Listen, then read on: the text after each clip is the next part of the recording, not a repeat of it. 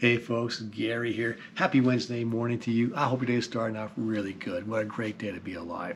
I hope Wednesday's a good day. I really don't know because I'm recording this on Sunday and I've kind of explained that in the last videos.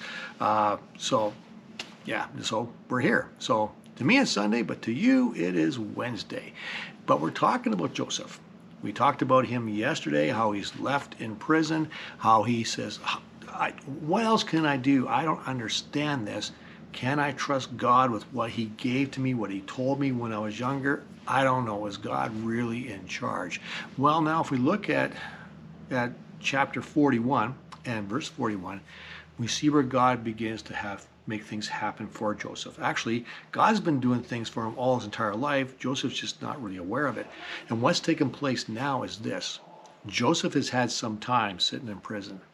And during this time, he's come to the revelation that it's God making things happen, not so much him. And so he's lost a lot of that pride where he's like, it's about me. It's actually about God, and he realizes that. And so Pharaoh calls on him to come see him. Why? Because Pharaoh's had some horrible dreams, and the cupbearer goes, oh, hey, wait a second, I know a guy. And so they call Joseph to come in. And Pharaoh says, can you interpret this? And Joseph finally, Pharaoh calls him in, and Joseph finally comes to his senses and says, you know what? It's God who interprets it. I'll do my best, but it's God who actually interprets it.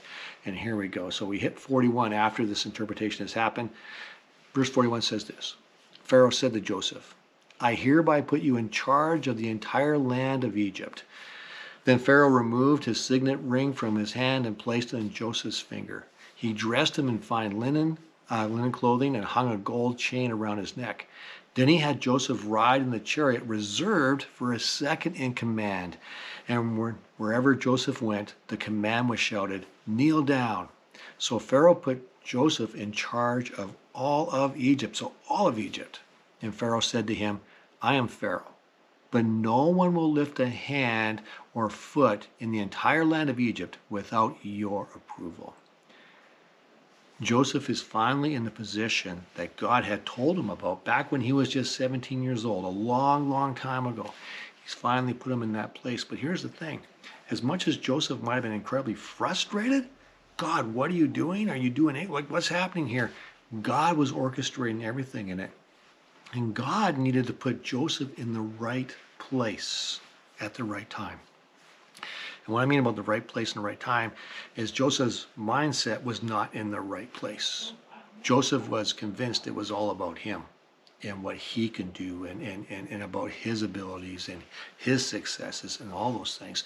And it wasn't until Joseph came to the realization that, no, it's all about God. It's all about what he does. It's all about what position he puts me in.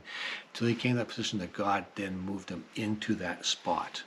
If God had moved him into that spot when he was much younger, it would have been a disaster. I think we see that in our own lives sometimes.